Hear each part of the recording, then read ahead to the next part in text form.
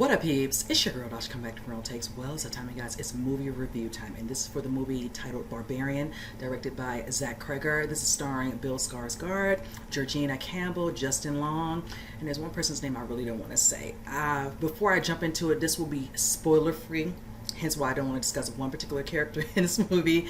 But first off, before I really dig deep into this, I so enjoyed this film. I really feel like it's going to catch on some people. I heard that some people were kind of iffy about the movie for the simple fact that they were showing certain commercials where they're showing people in the theaters, cringing up in the seats and all. They haven't done a lot of that in a long time. I haven't seen those type of actual commercials in a minute. So some people were like, they got to do all this. Is it really good? Whatever and all that. It was good. I really did enjoy it, and I didn't need that to be, because I like the way the trailer was set up, that it gave me enough intrigue that I'm like, oh, I really want to see this. Plus with the cast, once I saw Bill Skarsgård, I've been a fan for him since Hemlock Grove, so it was just a natural, progression. And then Justin Long as well from the trailer, I was just like, bet two people I like. I mean, come on, what can be said? So moving into that, like I stated, this will be spoiler free because I feel like it will be a disservice, people, for me to give away any of the goods on this actual film. So with that said, if you remember the trailer, it sets up a young lady, Georgina Campbell, whose character's name is Tess, is staying at an Airbnb. She's in town because she's there to do an interview. She's in, and I think the hints of the area they're in is Detroit. And she shows up, like, it's raining, it's pouring, all that. It's very dark lit, not too much lit around the area. And of course, come to find out, Bill Skarsgård's character's name is Keith. He ends up being there as well. So a fluke happened where this company and the one she went through set up at the wrong place, things, don't know if this happens in real life or not, but in this movie it definitely did. And they kind of deal with the situation and say they'll reach out to the company the next day, whatever, just go ahead and get situated. He does a couple of things in home to make her feel comfortable and all that. Then in the midst of this, you do see a scene where after she freshened up and all that, he wants to, possibly drink a little glass of wine that was a welcome wine that was in the home. Come to find out, for her actual interview, she's doing something that has to do with music, in the Detroit area and all that. Come to find out, he deals and partakes in the musician and all that of certain, particular group or whatever, which she was shocked that he knew about a previous movie from the director of the person she's trying to go work with. So that kind of broke the ice, set up the tone. So moving from that, whatever, the night of, them sleeping, certain things start happening, doors open up, crack.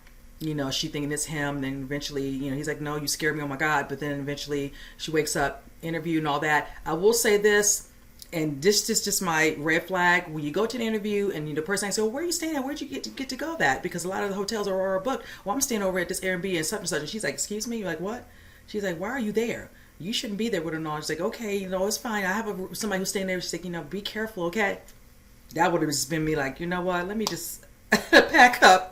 But progressing the story. So she eventually, comes back and she gets herself a situation inside of the home where she ends up downstairs by accident and gets locked in because the basement door automatically locks. But then she sees Keith. He comes, whatever. Prior to that, she has a problem where she opens up a part of the room of the home down in the basement. We saw that in the trailer, so I'm not giving away that part. And it sets up the tone of her like going to a room that's within the basement that shows a camera, a filthy mattress, and it looks like some hand that might have had blood on it.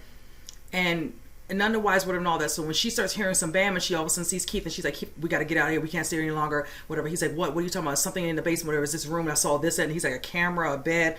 I'm like, you need to give him not to say embellish, but like there's a nasty mattress and a blood stain on the wall. That's all you need. But he wants to see. He's like, give me a few minutes. He goes. And that's when things take a turn in this film. You can say that eventually he ends up in a lower part of the basement and keeps going even further.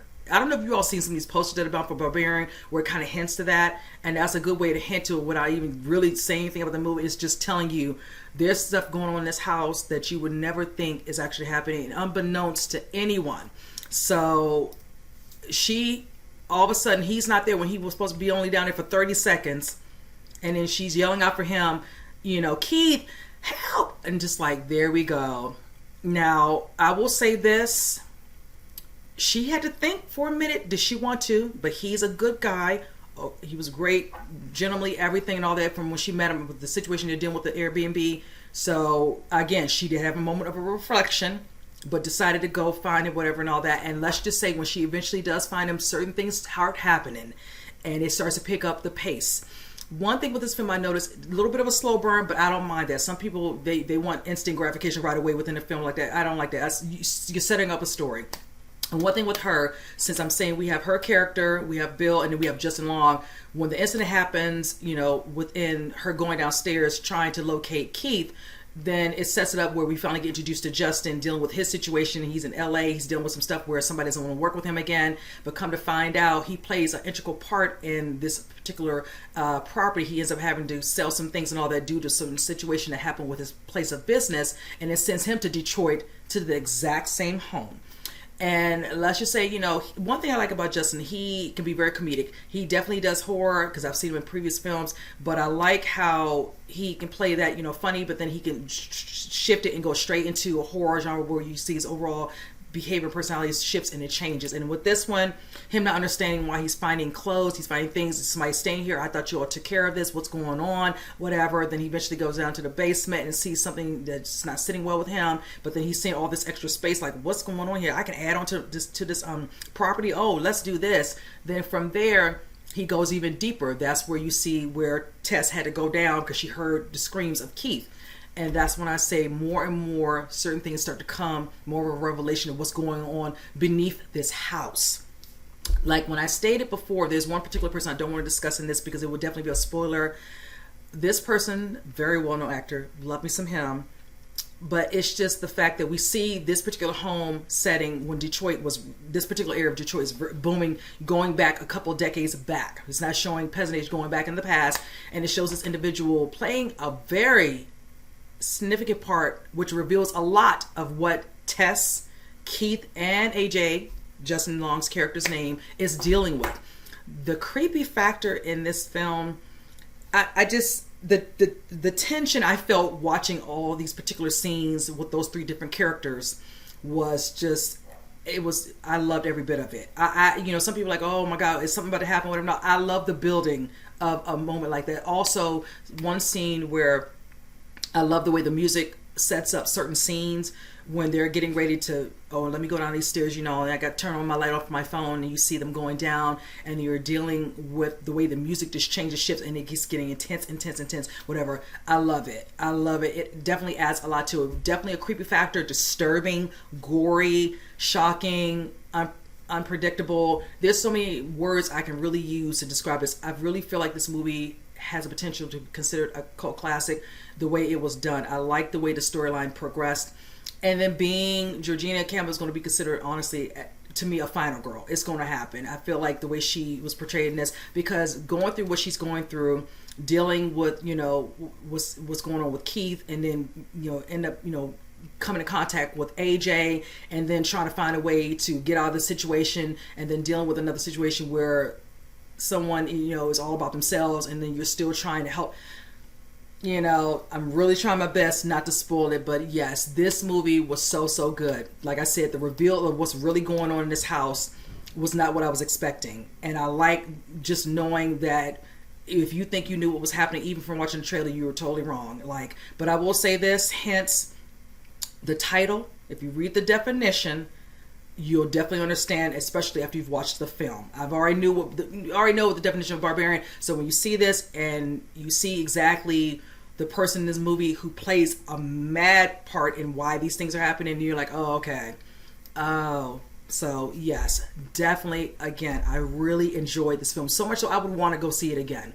And take a friend with me. I can watch it and not give anything away, and I would be vicariously enjoying it through their eyes, because it's just really, I really did enjoy this film. And like I stated, slow burn, but done really, really well. I didn't mind them adding a little bit of layers onto the characters before we got really into that part of it that becomes a little bit, you know, suspenseful, definitely, you know, horror aspect, and definitely creepy, and it definitely added to that.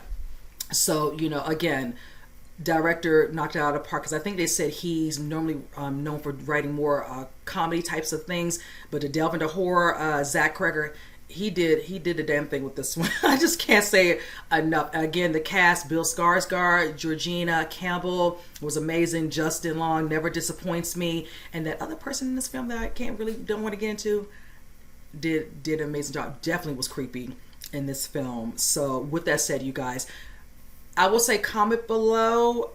Just don't spoil anything in the comment section, all that. If you did get the chance to see this, and if you think, you know, I'm kind of on par with, you know, you thinking it's a good film, let me know how you feel. Definitely don't spoil for anybody. I don't want to do that. Again, I would really like you all to go see this if you're able in the next couple of days or the next week or two. It's definitely a must-see. I really, truly believe that. And with that said, hope you enjoyed my movie review. See you guys in the next one. Take care.